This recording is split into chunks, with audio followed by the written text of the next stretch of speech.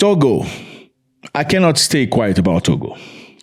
It just wouldn't make sense. It would be crazy and insane. I just cannot stay quiet about Togo. Togo is a lovely place. I have been there before. I have physically been there before. I was received with a lot of friendliness. Such good people, amazing human beings, great food, great culture. But Togo is going through the most. Here's Togo on a map. They're going through the most. Okay, people are being beaten up, taken away from their families, abducted, struck. People are losing their lives. Bodies are being found, and it's going crazy. It's real havoc right now in Togo. Many people are screaming. Many people are crying. People are bleeding as we're speaking, and it's not a beautiful thing to see. And I'm very worried about Africa in general. I don't know if Africa truly is ready. I'm worried about Africa because I don't know if Africans are ready for democracy. We all wanted independence, right? From the white man. We want to run ourselves. We're going to be happy. But what do we see within African communities after they free themselves from the white man? That's a big question. What do Africans do to one another after they free themselves from the oppressor? That's a big question. Let me give you an example of Sudan. Here's Sudan on the map. Sudan used to be a country, biggest country in Africa, okay, with Arabs in the north and blacks in the south.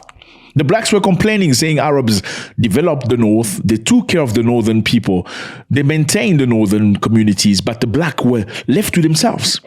They had no opportunity, no hospitals, no decent infrastructure. How about we separate and cut the country in two parts so we can have our own land?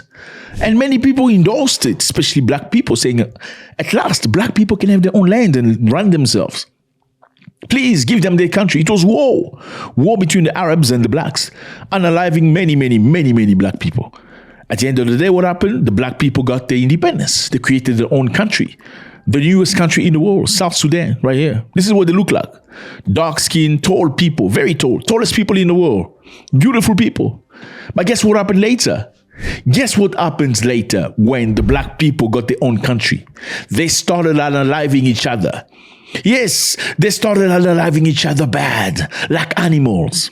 They started unaliving each other. And it's very sad. It makes me think of one of the pioneers of apartheid in South Africa who said, black people can't run themselves. He said, black people can run themselves. They cannot. If you give them guns, they will shoot each other. If you give them power, they will oppress one another. Was he correct or not?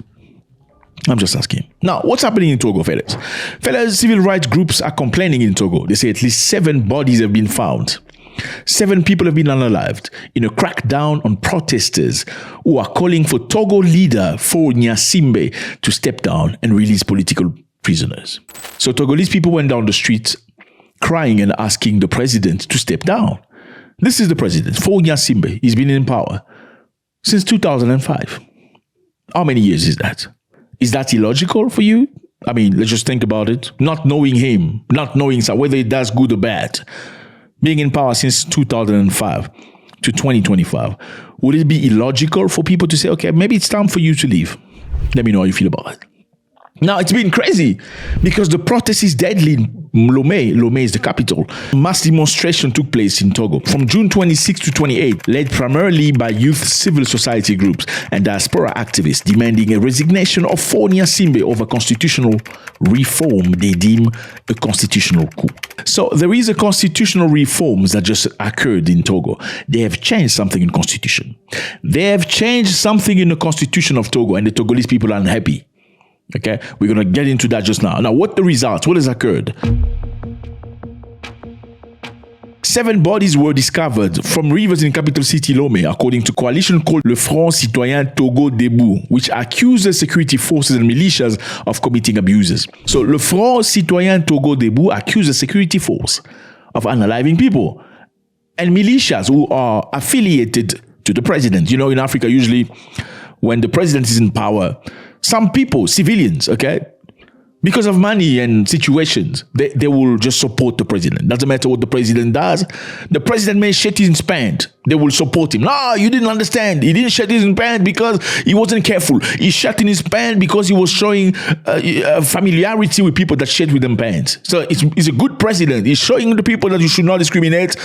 against people that shit in them pants. That's how these people are. What do they get in return? Sometimes money, endorsement, sometimes opportunities, sometimes houses, cars, and stuff like that. Every country in Africa has those type of people. Yes, they will do anything to support the president, whether he's doing good or bad. Even if he's unaliving his citizen, they will support him. Do not dare talk about the president. They don't reason. They don't think. They don't even think anymore. They already have an objection to what you have to say. The Togolese government has denied the claim of death were linked to last week's demonstration. They said there was no death at all. Okay, even though people have seen the bodies, the government said, "Oh, this has nothing to do with us." Togolese government is now threatening legal actions against the protest organizers, calling the protest a campaign of disinformation and hatred that was orchestrated abroad. They said the campaign is a campaign of disinformation and hatred. Okay, people are coming to the street, asking the president to step down because they are tired. Number two, because they've changed the constitution and they're not okay with that. Now, the government is calling this protest a campaign of disinformation and hatred. Now, political context, let's understand this. Now, you need to understand the context of this, okay? This is the president, Faure Gnassingbé. Okay, his family has been in power for 58 years. His family. His father was a president also. His name was Eyadema Gnassingbé, this man right here. He had been in power for 38 years, since 1968, when he took power via a coup. Okay, so it was a coup d'etat. He took power through a coup, military coup, by force.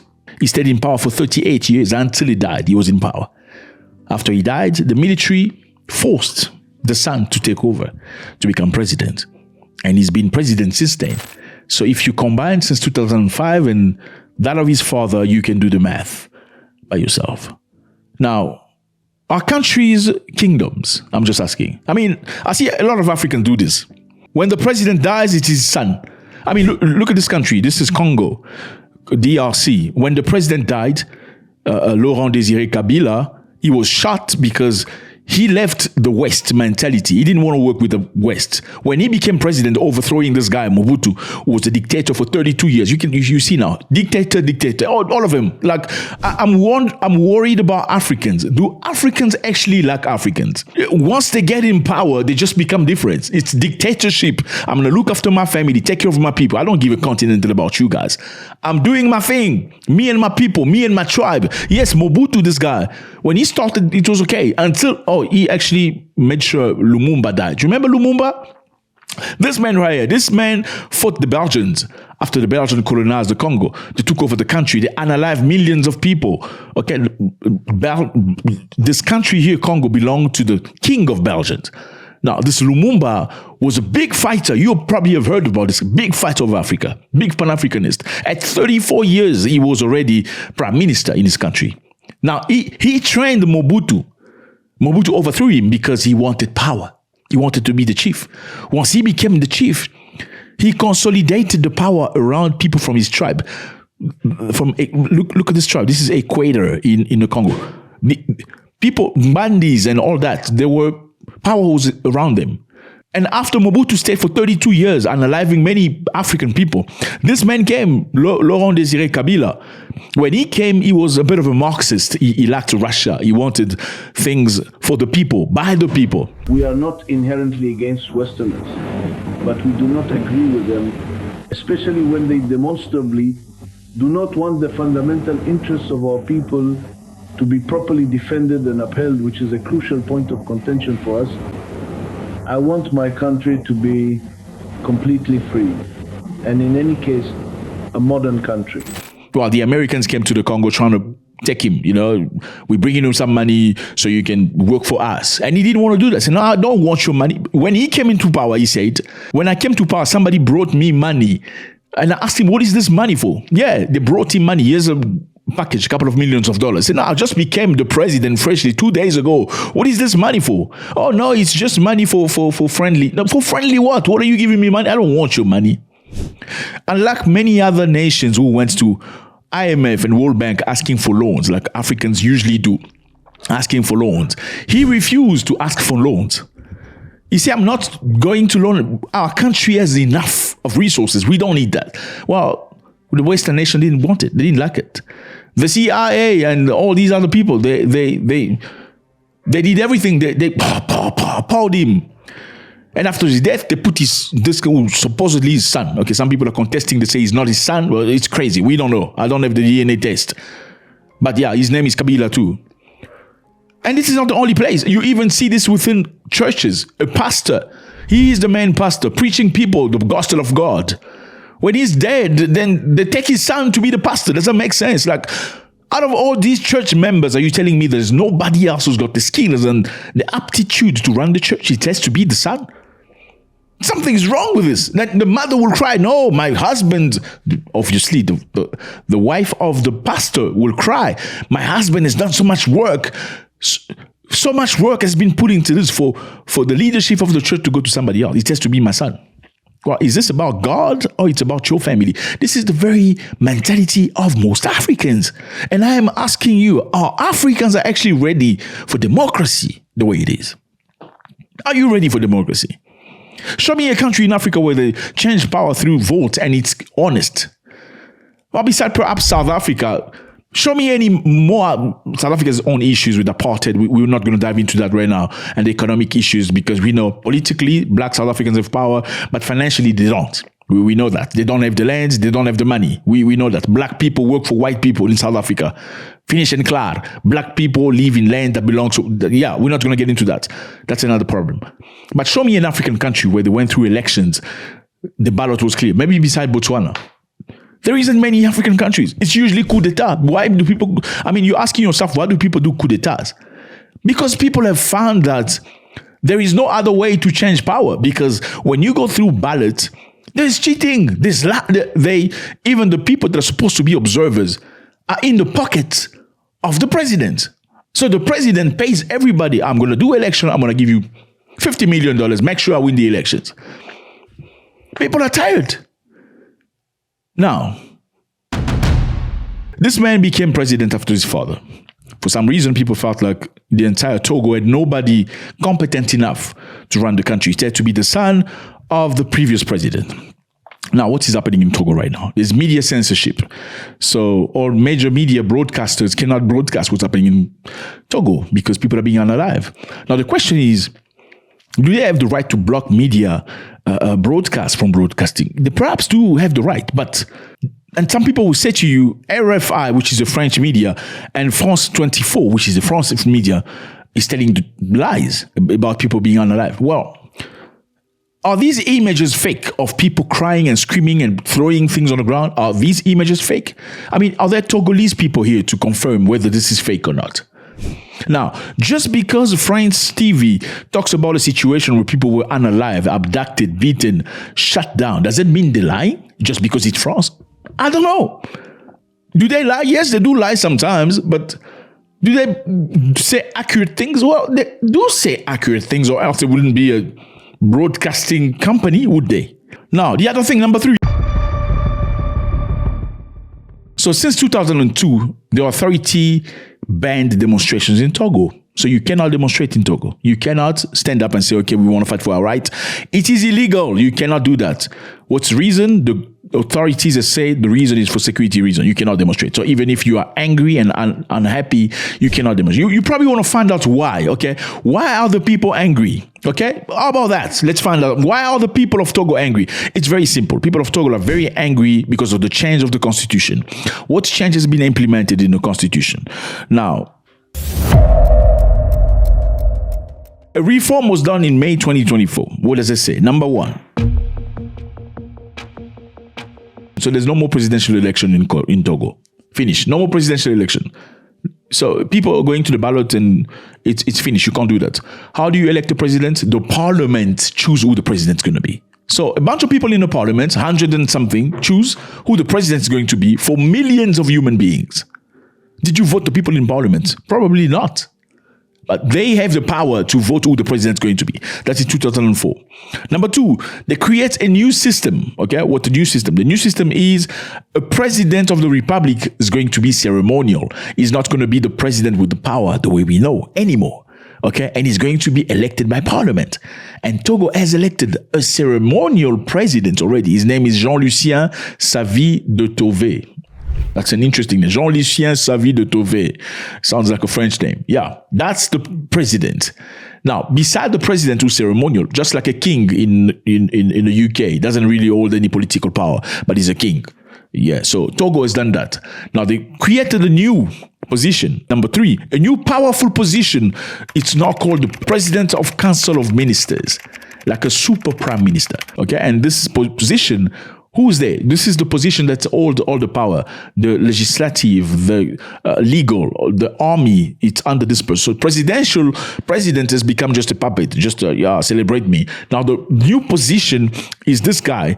That's a super prime minister. You call him the president of the Council of Ministers. He's got all the power and the decision. Now, for Nyasimbe, who has been president since 2005. who's gone through elections and won, now doesn't have to have a limitation in terms of elections, okay? Because now this position that's been created, it's forever. You don't have to change it. So literally, you remove somebody from being obliged to do election, to hold election once in a while, to a position where he doesn't have to do that anymore. Now, essentially, this means by experts that Nyasimbe can remain in power indefinitely. He can stay there forever. Now, again, who vote the president, parliament?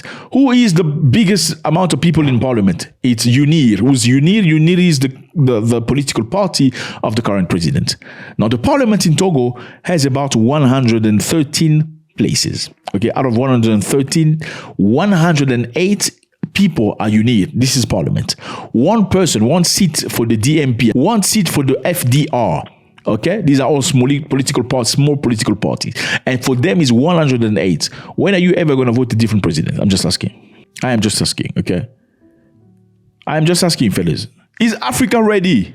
Repression. Activists and journalists are beaten up. They are put in jail. Okay. Number one, internet shut down, digital surveillance. Things are going crazy, notably in 2017 and 2020 and 2025. The government slowed down and cut off internet access, especially during elections. They say to protect peace and stuff like that. Okay, number three, some of the objective, they say they did that to prevent mobilization and suppress circulation images of eyewitness account. It is judicial harassment of journalists and opponents and critical journalists such as Ferdinand Haïté. Okay, Ferdinand Haïté was prosecuted for so-called press offense, sometimes in prison and often in exile. So people are going through the most. There's another opposition figure named Agbayome Kojo in 2020, in presidential elected. He was repeatedly arrested and placed in house arrest. So that's what it is, fellas. Are Africans ready? I'm just asking. Are we ready for freedom? We're very strong when it comes to, no, Black Lives Matter, racism, Donald Trump is racist. How do you treat each other with one another? That's my biggest question. Can you actually go through democratic elections in African country? Show me an African country. Show me an African country that respects elections. Remove Botswana. Okay, we've already spoken about show me African countries that respect elections and it's not rigged. Show me African countries that don't have fanatics, blind fanatics that are related to tribes and ethnic groups.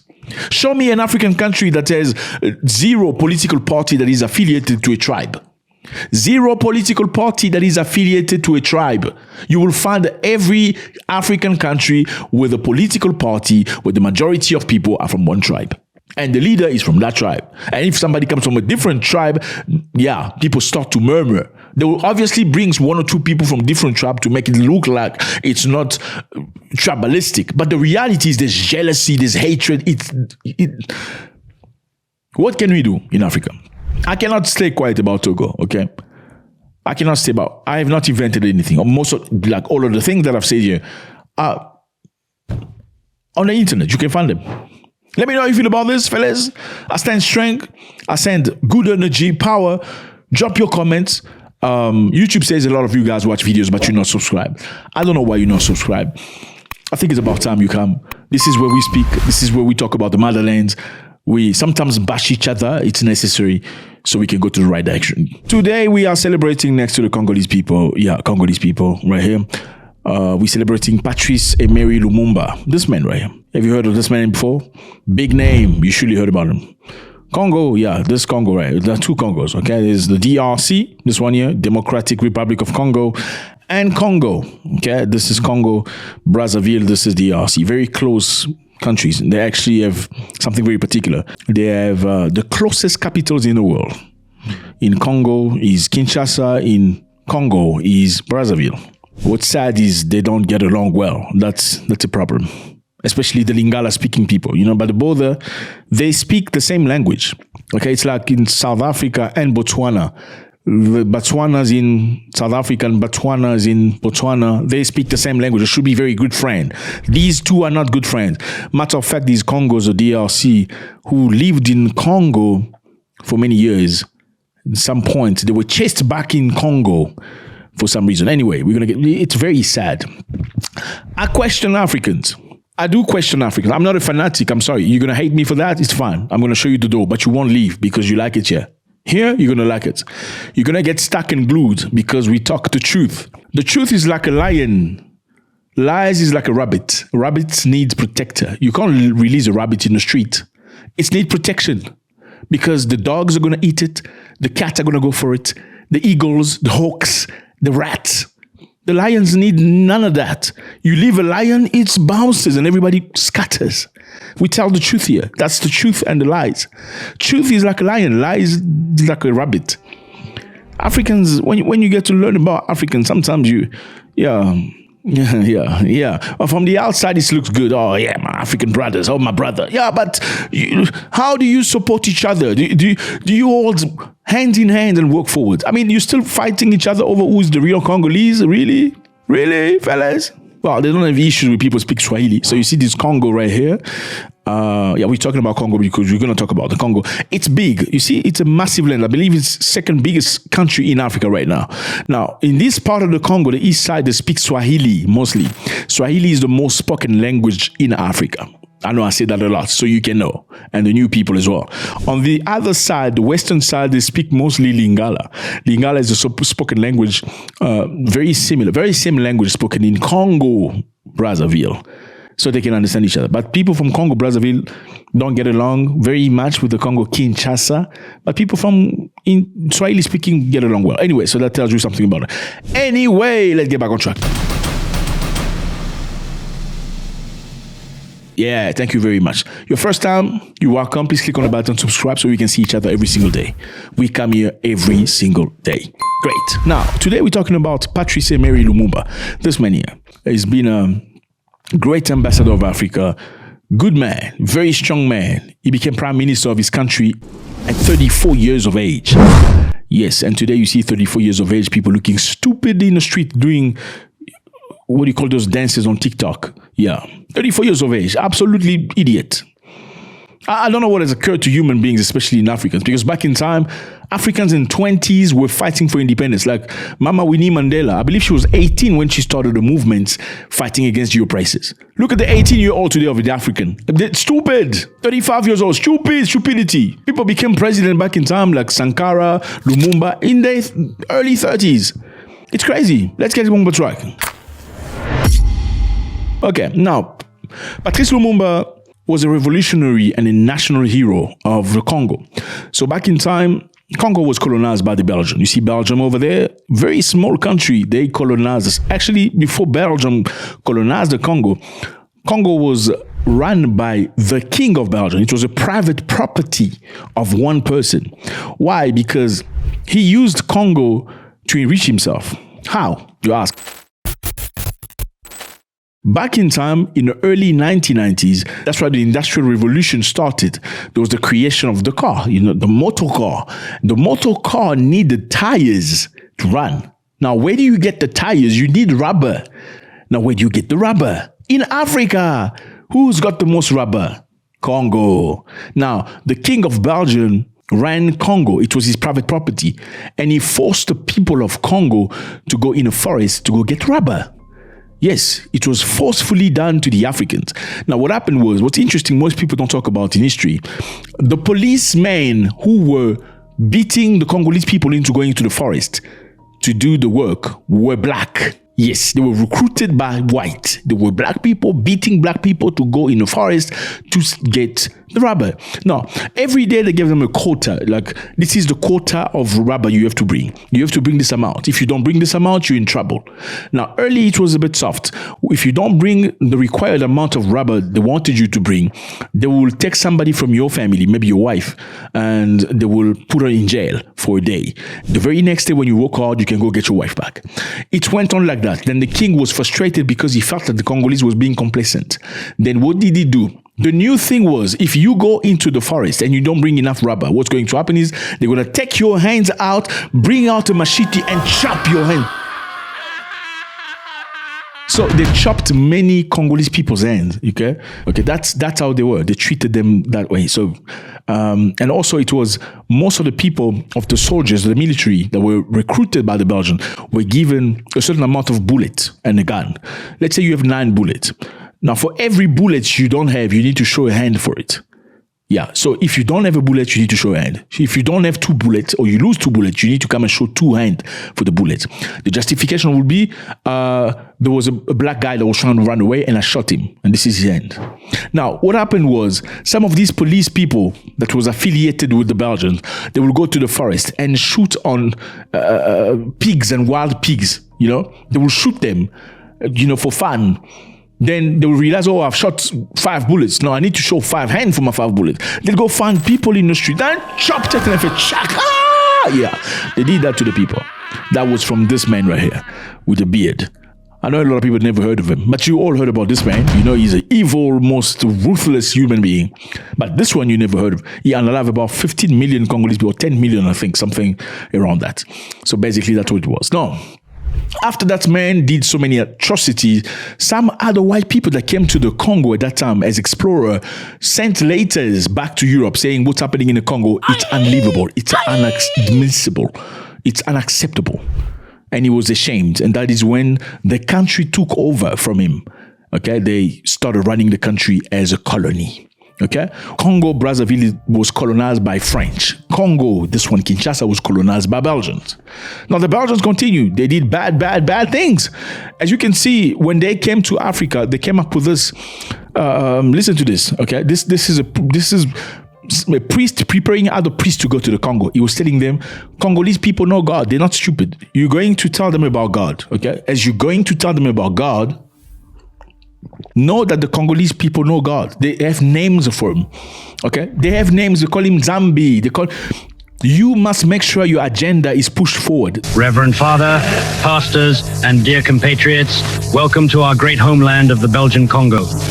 The task entrusted to you is very delicate and requires a great deal of tact. Priests and pastors, you are certainly here to evangelize. But this evangelization is guided by our great principle. Above all, the interests of the mother country. The primary goal of your mission is not to teach the blacks to know God. They have already known him since their ancestors. They pray and submit themselves to Nzambi Mpunu, as far as I know, and also to Nzambi Mawuzi.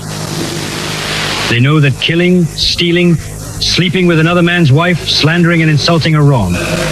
Let us have the courage to admit it. You are not coming to teach them what they already know. Your role is essentially to make things easier for the administrators and industrialists. That is, you interpret the gospel in the way that best serves your interests in this part of the world. To do this, among other things, you will ensure that our black savages lose interest in the riches that abound beneath their soil, so that they do not become interested in them or pose deadly competition to us, dreaming one day of driving us out of this region before we have enriched ourselves. Your knowledge of the gospel will enable you to find passages that recommend and make people love poverty. For example, blessed are the poor, for the kingdom of heaven belongs to them. It is harder for a rich man to enter heaven than for a camel to pass through the eye of a needle, and so on. You will therefore do everything so that the Negroes are afraid of becoming rich in order to better deserve heaven. Support them little by little so that they never revolt one day. What he was clearly saying to the priest here, said, you priest missionaries are going to Africa. You are going to preach, but you must know these Africans are not stupid. They have their own God. They respect religion. They have structure. They are not stupid. But as you going there, make sure whatever you teach them must go to our interest. You must tell them the poor are happy because they will see heaven. Be poor because heaven is for you. While they're being poor, believing in heaven, we can seize that opportunity to steal their minerals because they will not be paying attention to minerals no more. They won't control us. They won't feel bad when we're stealing, we're looting, we're building houses and getting good things for ourselves because they will know the verse that says, happy are the poor because the kingdom of God is theirs. That's how they're preparing people in the Congo. Many, many years later. 1960, okay? In 1960, this man emerged, Lumumba, okay? Very strong political guy, young man in his early 30s. Now, before they gave people independence, the king of Belgium, the son of, great, what do you call it? Great son of that beery dude, came into the microphone. He wanted to say a speech saying that, congratulations to the Congolese people because now we're going to give you independence. It's been a long time. You've been behaving like a good, like good boys. Now we're going to give you independence.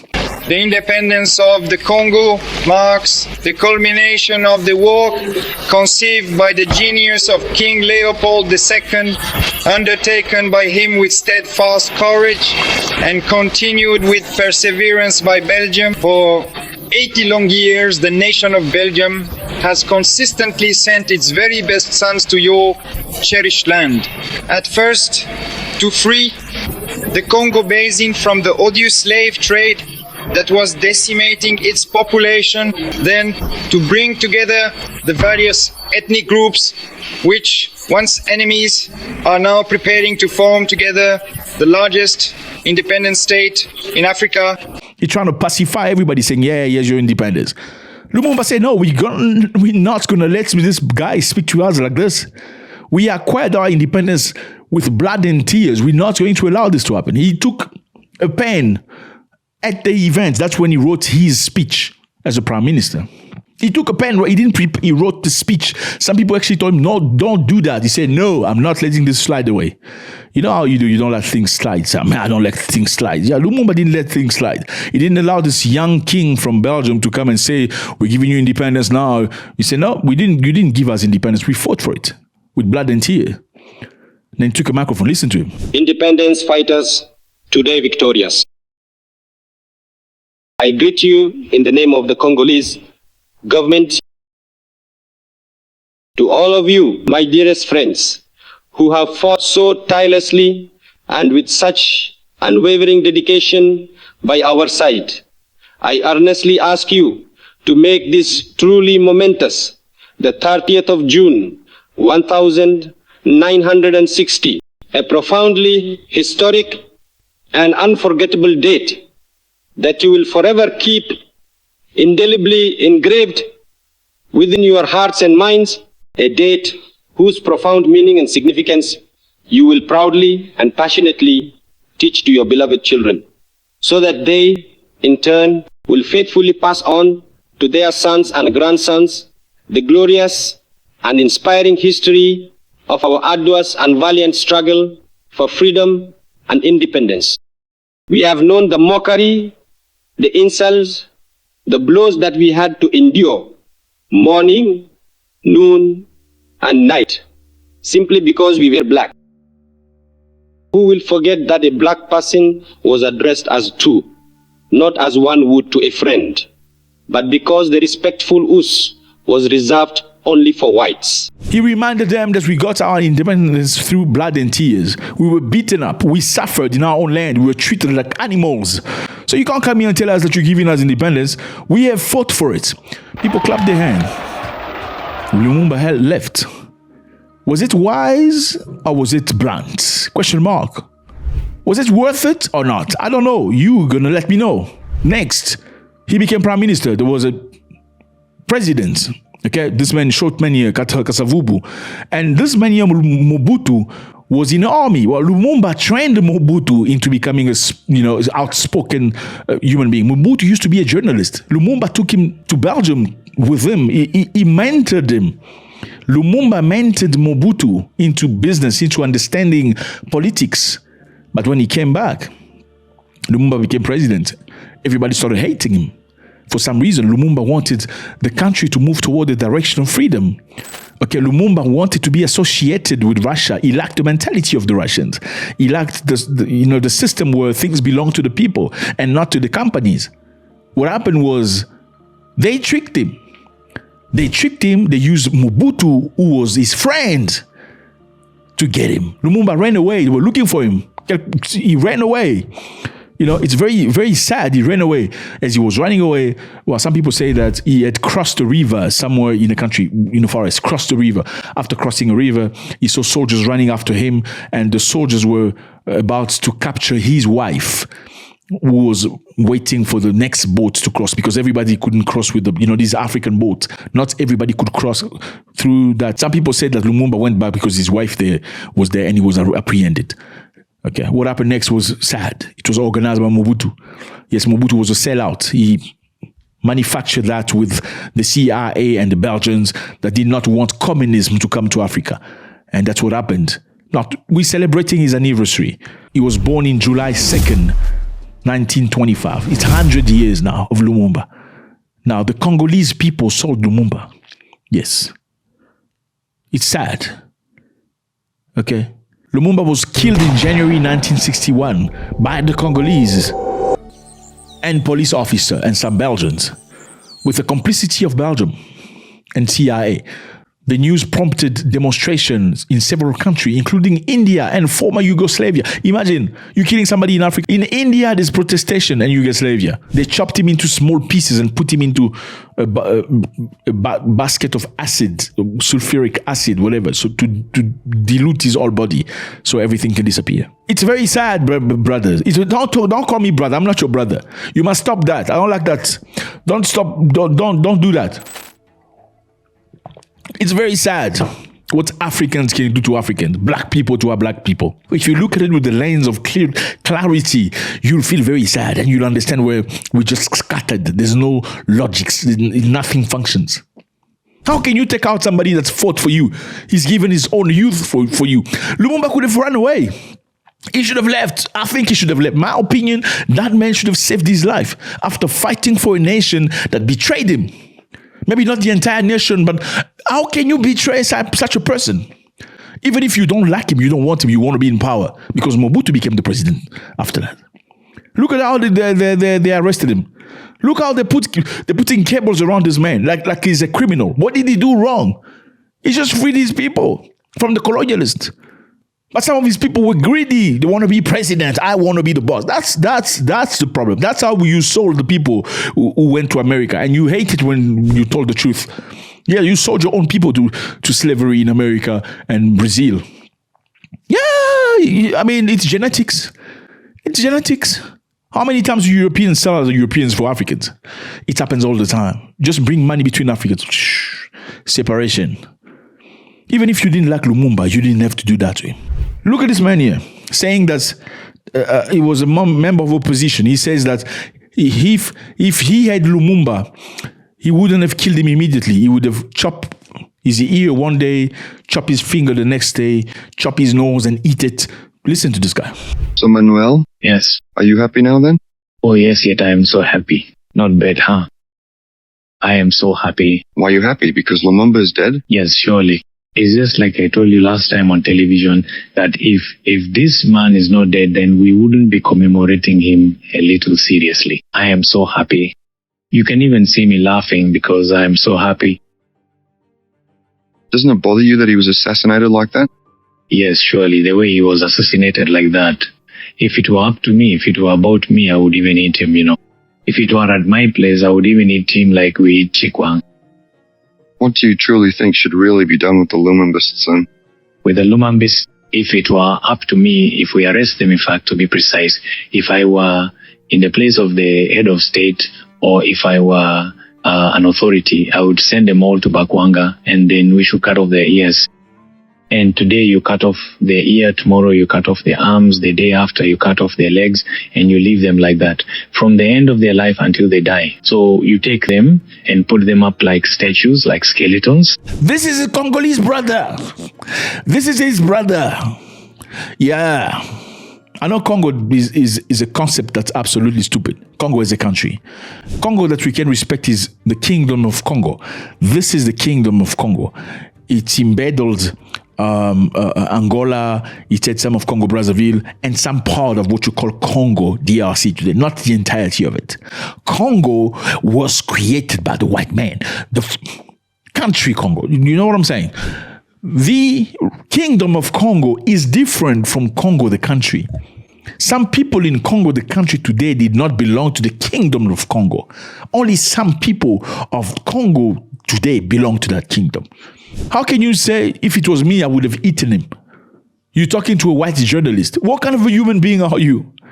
You know, sometimes I believe in curses. Like, I think if you look at Congo Congo has never known peace. It's just been mayhem and havoc, wars and wars, killings and separation. It's crazy. Blood diamonds, looting presidents, absolutely obscure situations. It's autocracy. It's tribalism. It's crazy.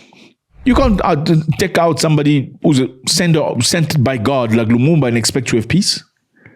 How is that possible? You need to apologize. Congolese people need to apologize to God for taking out people. Okay, maybe not everybody, but people that are related to the people that were included into that situation of taking out Lumumba need to apologize. You need to fast and pray and apologize to God for what you did to Lumumba. Which other Lumumba will emerge of Congo if they've seen what they've done to Lumumba in the past? I know this is not limited to Congo. There's Burkina Faso also, Thomas Sankara. Thomas Sankara was a great man. He fought for the freedom of his people. Okay, he pushed away the French mentality. He did not want any debt from international institution. He wanted to free his people. He pushed his people into agriculture, make foods, make your own clothes, stop wearing Levi's straws, make your own stuff. We can buy it. Levi's, advertise Levi's. Well, that's good. I see the blue jeans. The jeans is well stitched there. Levi's, that's good. But that's America. You can even see it's written at the bottom. San Francisco. It says San Francisco. What do you want us to do? How are we going to nationalize? How are we going to do it? The other one over there who came to ask the question, Harvard, formaldehyde. There you go. But what does that mean? Here in Cayenne, do you think there are any weavers who can do this? He forced government people to buy stuff from the country, buy clothes from the country. The clubs and machetes we buy are useless. Let us also ensure that the African market is the market for Africans. Produce in Africa, process in Africa, and consume in Africa. Let us produce what we need and consume what we produce instead of importing. Burkina Faso has come here to show you the cotton fabric produced in Burkina Faso, woven in Burkina Faso, and sewn in Burkina Faso to clothe the people of Burkina Faso. My delegation and I, addressed by our own weavers, our own farmers. There is not a single thread that comes from Europe or America. I'm not putting on a fashion show, but I simply want to say that we must accept to live as Africans. It is the only way to live free and to live with dignity. Thank you, Mr. President. Homeland or death, we shall overcome. Everybody was wearing something called Sankara arrive. Sankara arrive was a Sankara arrive means Sankara is coming. It's that clothes they were wearing. They say some people in office will wear their Gucci shirt. When Sankara is coming, they wear that Sankara arrive quickly. Sankara arrive. Like, Sankara is coming. Sankara is coming. They wear it. He promoted women into governments. Sankara. He pushed for respect. He said he declared that there's a day of the week where the man has to go to the market. The man has to go buy food to see what women have to go through. Which means that we must give every woman a job. We must give every woman the means to earn her living honestly and with dignity. We celebrate Lumumba today on his birthday. Great man, great spirit. May his soul rest in peace. May his soul rest in peace. Hello, this is your Niger brother. You see this Naija brother. Yes. Your Naija brother was arrested somewhere in Ukraine. Your Naija brother was fighting for the Russians. How did he get there? How does he find himself in a war that doesn't concern him? I mean, this is a war between Russians and Ukrainians. Why are you taking your black face over there for? I mean, look at your Naija brother. Look at the hair. It's all over the place. Why is the Naija brother in Ukraine being arrested? Well, he's very lucky he wasn't unalive. Unlike some of his friends, he was kept alive. And surely, why? Because they wanted to question him and also put him on video. Some people believe the reason why he's alive is because they wanted to show also that, we are humans out here. Okay, we're not just unalive people, even though they are enemies. Okay, they came to fight us in our lands. But because he's black, we're going to keep him alive just to show you that we arrest some of these people out here in a war that they're not supposed to be involved in, and we don't unalive them. This is your Naija brother, a Nigerian man. He's not Kenyan, he's Nigerian. Okay, let's not get all over the board, because surely in this war, there isn't only Nigerians that are involved. There are some Cameroonians, there's one Ghanaian, I believe, that was arrested as well. Now, how did your Naija brother find himself in this situation? So the Naija brother, I'm not trying to translate to you on what we got here, very quickly. So basically, he was in Russia. Okay, the Nigerian brother was in Russia. Kechuku was in Russia doing supposedly studies.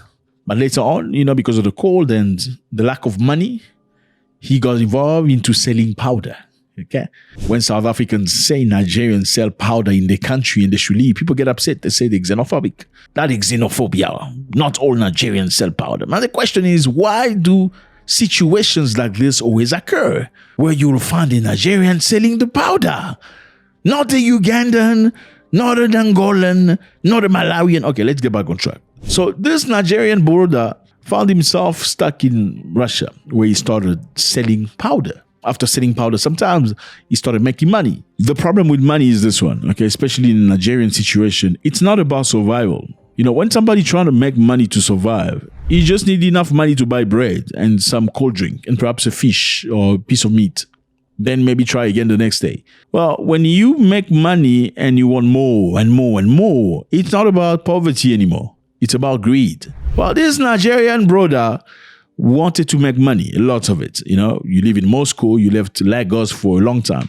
When you want to come back to Lagos, you want everybody to feel that the chairperson is back, the chairman, chairperson, Oga, Igwe, Akboromburu, Ogbonosos, So the Nigerian brother was arrested eventually, selling powder. He was thrown in jail for 30 years. 30 years is a long time, okay? It's a long time. It's a lifetime. But then the war started in Ukraine, and many of the prisoners were given an option. You can fight for Russia, you're going to get your sentence reduced or completely annihilated, okay? You're going to get paid on top of that.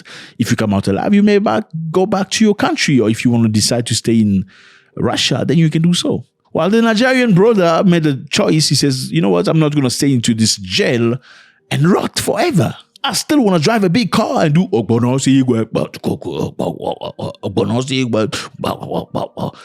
emperor, the valiant, the the emperor, the conqueror, the champion, the lion is here. You know what I mean? Jango, everybody likes that when you walk into the street and everybody calls you Oga, chairperson, big man. It rubs your ego the right way. So he wanted that. He says, let me go and sacrifice some of my time and fight for Russia. I'm not going to fight too hard, but, the bottom line is I'll get paid. Number two, I'll get freed if I get back alive. Now, let me not push too hard, not be too much in front, because I may get unalived. While the Nigerian brother went to war, and eventually he got stopped, okay, by the Ukrainians. Well, he was very lucky that the Ukrainians that stopped him were also Russians. Some of the Russians fight for Ukraine. They don't really like Russia very much. Yes, you found some of those. Those are the people that stopped him and arrested him. And they started questioning him.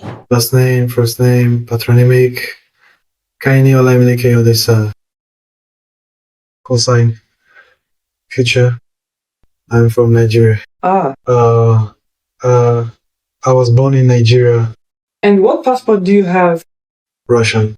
A Russian passport? Yes. After officially and finally joining the SMO. To join the SMO? Why did you join the army? Released soon. Have you been to prison? Yes, in prison. And what? Released? How long have you been in the army? 5 months. 5 months? Where is the family? In Nigeria. In Nigeria? Does your family know that you went to war? Doesn't know. Didn't regret it. Did you regret knowing? Certainly. This is completely and utterly broken. Truly broken. How many of your 200s are left alive from your squad, from your unit? How many died? Well, 1 or 200. 4 of us went. Yeah. One is 200. The rest are 300.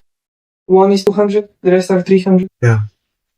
I'm lucky to be alive. You got lucky. And what did you do before that? Translator Translator?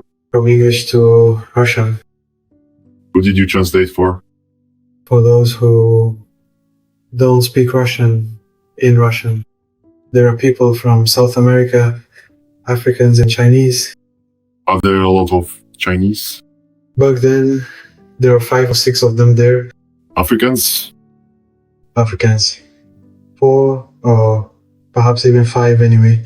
Specifically, Nigeria, Ghana, and Cameroon. Did you come here to study? Yes. Why Russia? Was there nowhere else to go? It was an adventure. An adventure? Let's give you an injection. This is an antibiotic so your wounds don't get infected. You're so sensitive today. Water?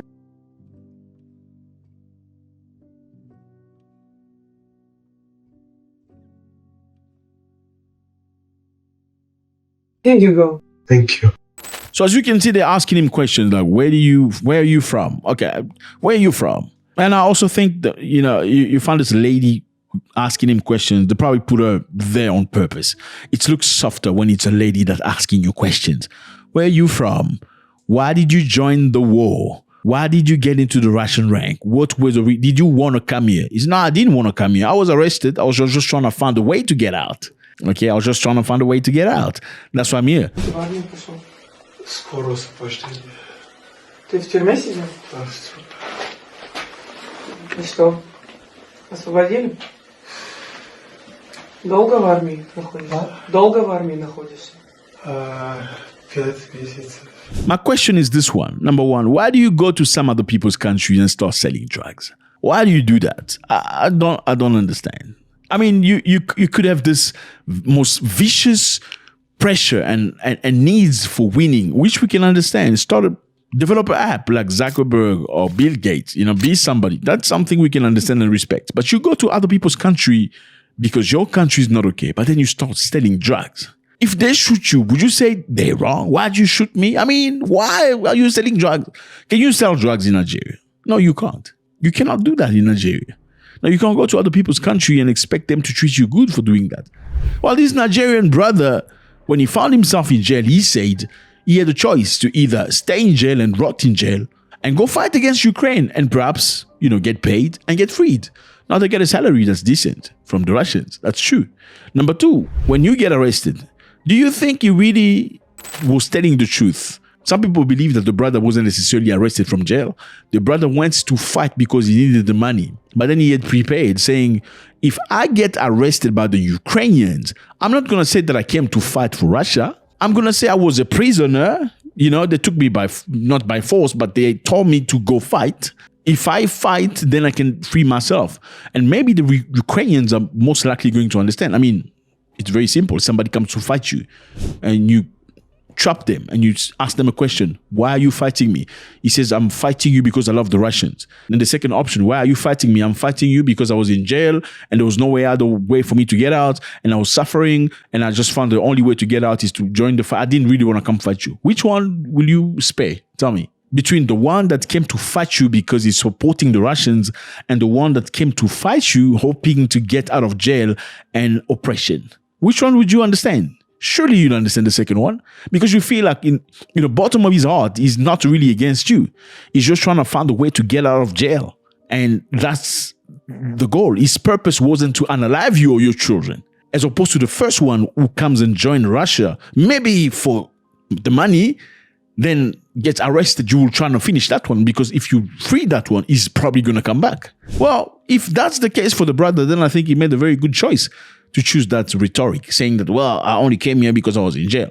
And either way, if he was really arrested, that's bad, because why do you go get arrested in other people's countries doing drugs? And I'm not saying other Africans don't get arrested, but you don't hear other Africans he got arrested because of drugs. I don't understand. Please explain that to us. I mean, there's no hate between us. We love each other. We brothers.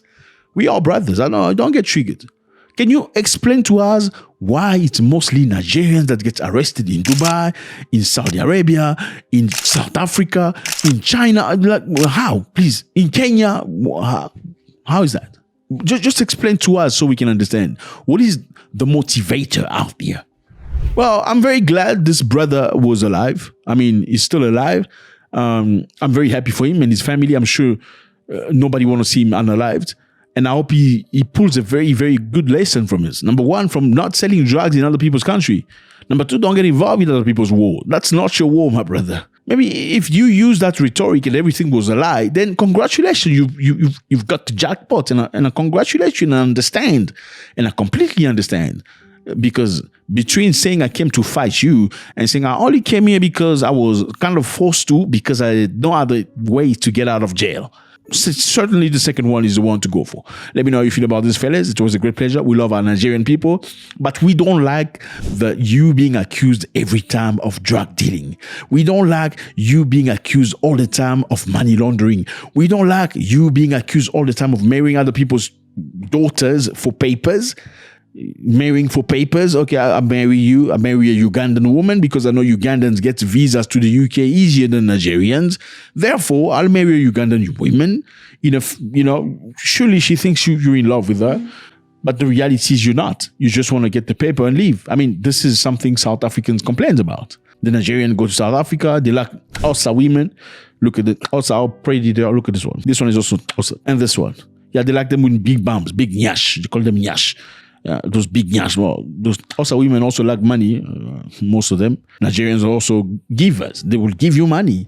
The Nigerian will spend money on a woman. No doubt about that. Whether it is an investment because he's expecting you to lower your guard by him giving you a large amount of money, or whether it's just a nature, well, it works for them. Is this good? Question mark. Let me know how you feel about this. It was a great pleasure. God bless.